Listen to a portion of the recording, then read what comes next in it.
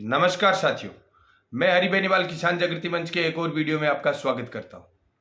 साथियों, सूरतगढ़ के अंदर हम भूमाफियाओं के खिलाफ हमने जो मुहिम छेड़ी, उस मुहिम में हालांकि हमें बहुत सारी मुश्किलों का सामना करना पड़ रहा है, बहुत सारी धमकियों का हमें सामना करना पड़ रहा है, लेकिन उसके बावजूद हम हमारे कर्तव्य पथ पर डटे हुए हैं। हम इस अग्निपथ पर डटे हुए हैं। नंबर जो 467/9 था, उसके अंदर हमने आपको बताया था कि किस प्रकार से सरेआम सरकारी भूमि के ऊपर पहले नगर पालिका के बोर्ड लगवाए जाते हैं।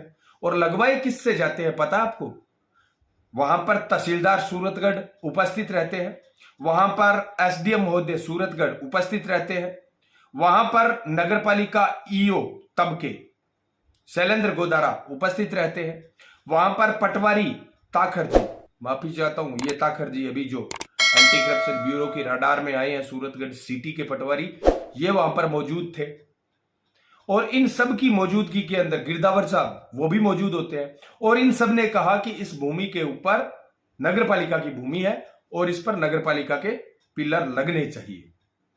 आज जब हम नगरपालिका के सबसे पहले इन नगरपालिका के बोर्ड जब हटाए गए, जिस दिन मेरा वीडियो सबसे पहला वीडियो आपके साथ आया था, जब नगरपालिका के पिलर हटाकर उन पिलरों पर तिरंगे का रंग किया जा रहा था, तब सबसे पहले आपके भाई हरि बेनीवाल ने आपको सूचना दी और बताया कि किस प्रकार से तिरंगे की आड़ के अंदर कब्जे किए जा रहे हैं और कब्जों के लिए तिरंगे का अपमान किया जा रहा है, तिरंगे का दुरुपयोग किया जा रहा है। इसके बावजूद इन लोगों पर कार्रवाई नहीं होती है, इन भूमाफियों पर कार्रवाई नहीं होती है। और आप जानकर हैरान रह जाएंगे, सिर्फ हरि बेनीवाल आवाज नहीं उठा रहा है, 2.5 लाख लोगों द्वारा चुना गया जनप्रतिनिधि सूरतगढ़ का विधायक राम प्रताप कासनिया इस मामले को विधानसभा में उठाते हैं। और अभी आपको कुछ ही दिनों के अंदर देखना, तिरंगे की अवमानना का यह मामला राष्ट्रीय लोकतांत्रिक पार्टी के खीमसर विधायक नारायण बेनीवाल भी विधानसभा में आपको उठाते हुए नजर आएंगे।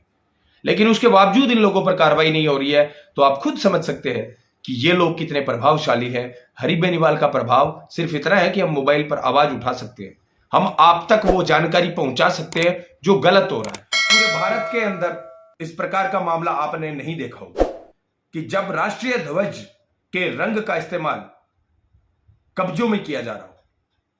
अब जब हमने मामला उठाया, तब वो लोग हायर कर रहे हैं अपने पत्रकारों को, सहूलियत के पत्रकारों को, और सफाई दे रहे हैं।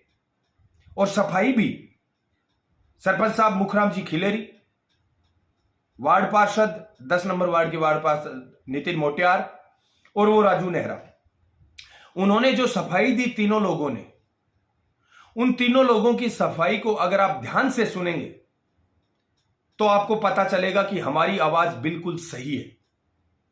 उस सफाई के अंदर मुखराम जी खिलेरी बाकायदा स्वीकार करते हैं कि वो अपने कार्यकर्ताओं को पर्ची पर नंबर लिखकर देते हैं। तो भाई हम भी तो वही कह रहे हैं ना कि यहां पर मुखराम जी खिलेरी ने पर्ची पर नंबर लिखकर बाकायदा उस पेंटर को दिया था राजू नेहरा के माध्यम से। और राजू नेहरा मुखराम जी का काम संभालने वाला आदमी है वहां पर। बाकी राजू नेहरा के पास इतना पैसा नहीं है। वो कह रहे हैं ना, एक गरीब किसान है, एक गरीब किसान शहर के पास 15 बीघा 18 बीघा जमीन ले सकता है क्या? आप में से, हम में से कितने लोग ले सकते हैं? आप नितिन मोटियार जो वार्ड नंबर 10 के पार्षद है, उन्होंने जो बात कही उस बात से मैं खुद सहमत हूं। उन्होंने जो बात कही है वो बात उन्होंने बिल्कुल निष्पक्ष तरीके से कही है कि यह रकबा राजभूमि है। बार बार वो कह रहे हैं ये रकबा राजभूमि है, और आखिर में जाकर उनके मुंह से जबरन ये उगलवाया जाता है कि इस भूमि पर कब्जा किसका था या किसका नहीं था, जबकि वो पूरी बातचीत में सिर्फ यही कह रहे हैं कि ये रकबा राजभूमि है, ये टीसी खारिज भूमि है, इस पर किसका अधिकार है किसका नहीं है हमें नहीं पता, हमें नहीं पता, हमें नहीं पता। जबकि राजू नेहरा खुले तौर पर स्वीकार कर रहा है कि वह कांग्रेसी कार्यकर्ता है, और उसने तो वो तिरंगे का रंग इसलिए कर दिया कि उसने कांग्रेस का रंग किया था। क्या कांग्रेस का रंग भी कब्जों के लिए है क्या? क्या कांग्रेस का रंग कर सकते हो आप जहां पर आपकी मर्जी आए वहां पर? पहले आपकी मर्जी आएगी तब आप नगरपालिका के पिलर लगवा दोगे, आपकी मर्जी आएगी तब पिलर हटवा दोगे, तिरंगा कर दोगे। और उसके बाद में आरोप लगाया सरपंच साहब ने कि हमारे प्रशासनिक अधिकारी, डिप्टी साहब, सीआई साहब, तहसीलदार जी और एसडीएम साहब को हम लोग कोई बड़े पुलिस अधिकारी के संपर्क के साथ उन पर दबाव डाल रहे हैं।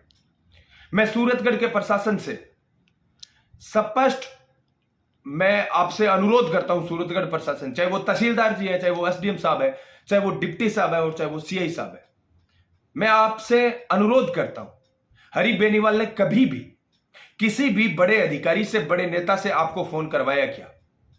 इस मामले के अंदर कभी भी मैंने किसी भी अधिकारी से फोन नहीं करवाया और ना ही किसी बड़े अधिकारी से हमारी कोई जान पहचान है। सूरतगढ़ पुलिस और सूरतगढ़ पुलिस के सभी अधिकारी, पुलिस अधिकारी जितने भी हैं, सीआई साहब से लेकर डिप्टी साहब तक, हम उनके व्यवहार से खुश हैं। उन्होंने जो भी कार्रवाई की है उससे हम खुश हैं, क्योंकि यह मामला जो कब्जों का है, यह प्रशासन का काम, इसके अंदर पुलिस का कोई रोल नहीं है। ना ही पुलिस को हमने कभी धमकाया। जब पुलिस का काम ही नहीं है तो हम क्यों धमकाएंगे, ये बताओ? जब पुलिस वहां पर गई नहीं तो हम क्यों धमकाएंगे पुलिस को, ये बताओ? हां, तहसीलदार जी गए हैं, एसडीएम साहब गए हैं, और जब वो गए थे तब हम में से कोई भी हमारा कार्यकर्ता वहां पर नहीं मिला। दूर से वीडियो बनाया गया है, वो वीडियो भी मैंने आपके साथ साझा किया था, जब तहसीलदार जी, पटवारी साहब, आपके एसडीएम साहब, गिरदावर जी, ये सब लोग, ईओ साहब जो शैलेंद्र जी गोदारा इससे पहले ईओ थे, वो सब जब वहां पर उपस्थित थे तो दूर से टीवी पर खड़े होकर हमारे कार्यकर्ता ने, किसान जागृति मंच के कार्यकर्ता ने वो सारा वीडियो बनाया और हम सबको भेजा। वो आपने देखा सारी चीजें। मेरा कहने का मतलब ये है साथियों कि जब पूर्व ईओ आपके शैलेंद्र गोदारा वहां पर जाकर नगर पालिका के पिलर लगाकर आते हैं तहसीलदार जी और एसडीएम साहब के कहने पर, और उसके बाद में जब उन्हीं पिलरों पर तिरंगे का रंग होता है, तो हरी बेनीवाल ने सबसे पहले शिकायत नगर पालिका ईओ विजय प्रताप जी जो अभी आए हुए हैं उनको की। उन्होंने कहा मैं जांच करवाता हूं। उसके बाद में उन्होंने कोई पूछताछ की होगी और की होगी, उन्होंने देखा यहां पर तो काम चलेगा नहीं। तब ईओ साहब कहते हैं कि ये राजस्व विभाग की जमीन है, हमारा इसके अंदर कोई दखलंदाजी नहीं है। मैं ईओ साहब से कहना चाहता हूं कि अगर ये राजस्व विभाग की जमीन है, नगर पालिका का उसके अंदर कोई हस्तक्षेप नहीं है, तो नगर पालिका ने अपने पिलर वहां क्यों लगाए थे? जमीन ही नहीं है, आपका कोई हस्तक्षेप ही नहीं है, तो नगर पालिका के नाम से 2 महीने तक वहां पर जो पिलर लगे हुए थे, क्या वो किसी प्राइवेट आदमी ने लगवा दिए? ये तो बता दो, या फिर आपने लगाए ही नहीं? क्योंकि नगर पालिका के अधिकारियों की उपस्थिति में, एसडीएम साहब की उपस्थिति में, तहसीलदार जी की उपस्थिति में वो सब काम हुआ था, उनके कहने पर वो सब काम हुआ था, पिलर लगे थे।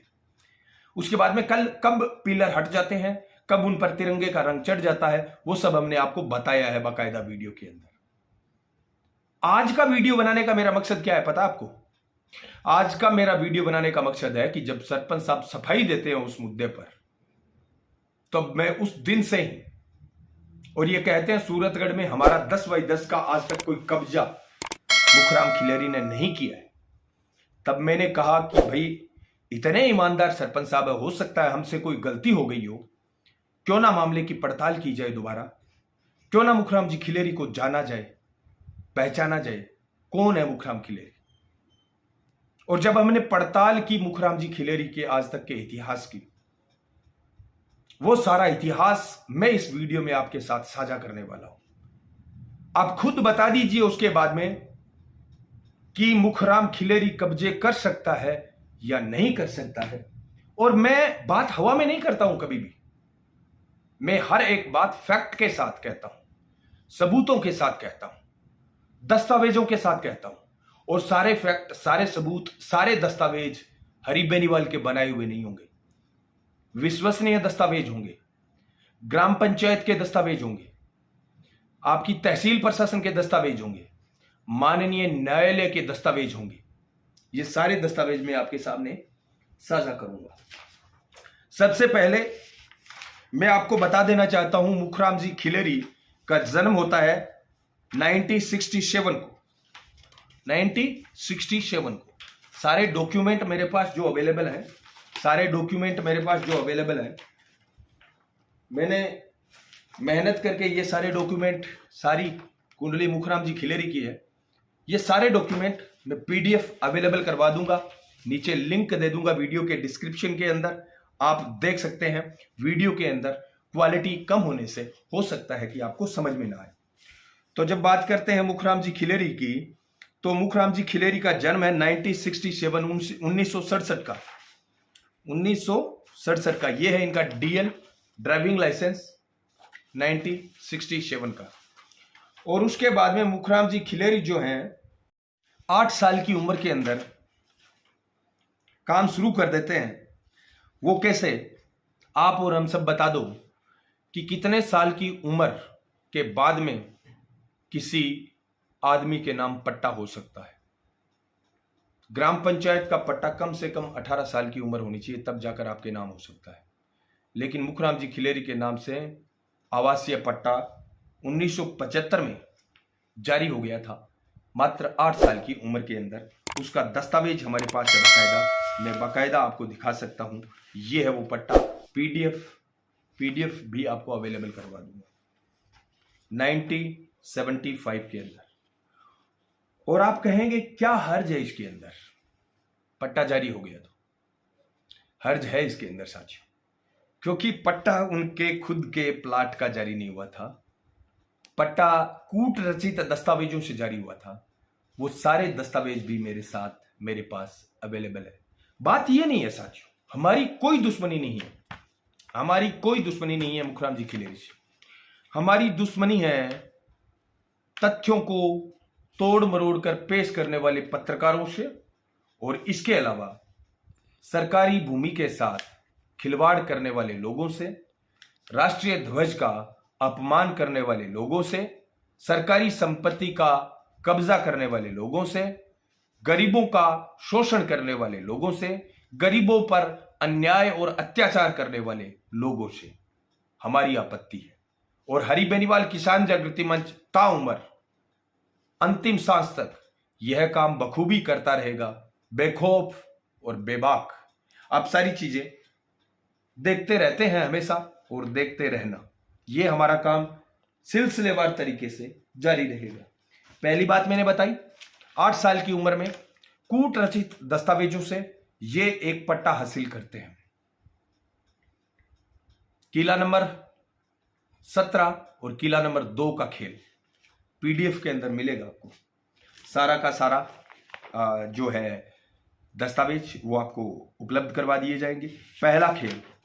दूसरा खेल मैं बताता हूं आपको साथियों, जनसेवक जो अपने आप को कहते हैं और कहते हैं हमारे बहुत सारे प्रशंसक हैं, हमारे कार्यकर्ता हैं, वो इनका नाम लेकर काम कर ले तो एक अलग बात है। और उसी वीडियो के अंदर, सफाई वाली वीडियो के अंदर कहते हैं ना कि हम कार्यकर्ताओं के लिए लड़ाने को तैयार रहता हूं। बिल्कुल, आपकी लड़ाई का इतिहास भी हमारे पास हाजिर है साथियों, लड़ाई का इतिहास भी मैं आपके पास साथ है, वो शेयर करूंगा। ये छोटी सी लिस्ट है 1-2 मुकदमों की आपके मुखराम जी खिलेरी की, ये भी मैं आपके साथ साझा करूंगा। इसके अलावा मुखराम जी खिलेरी से संबंधित, क्योंकि जनता भूलती बहुत जल्दी है, उन्हें याद दिलाना पड़ता है वापस। मुखराम जी खिलेरी से संबंधित कुछ न्यूज़पेपर की कटिंग भी मैं आपको पीडीएफ के अंदर डालूंगा, इनके इतिहास की। बिना काम हुए 14 लाख का भुगतान, पूर्व सरपंच व सचिव पर गबन का आरोप, एफआईआर के आदेश। अब एक न्यूज कुछ ऐसी है कि मेरे संस्कार उस न्यूज को साझा करने की इजाजत नहीं देते। हालांकि वो न्यूज गलत नहीं है, पक्का उसके अंदर सरपंच साहब दोषी हैं, इतिहास झुटला नहीं सकते। और यह तो वो इतिहास है जो आज तक चला आ रहा है, आज तक चला आ रहा है।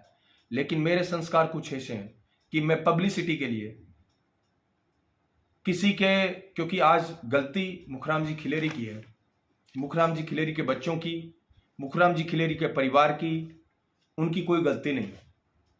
मैं ऐसी कोई बात नहीं कहूंगा जिससे मुखराम जी खिलेरी के बच्चों के भविष्य पर कोई असर पड़े, मुखराम जी खिलेरी के परिवार के अन्य सदस्यों की मानहानि हो।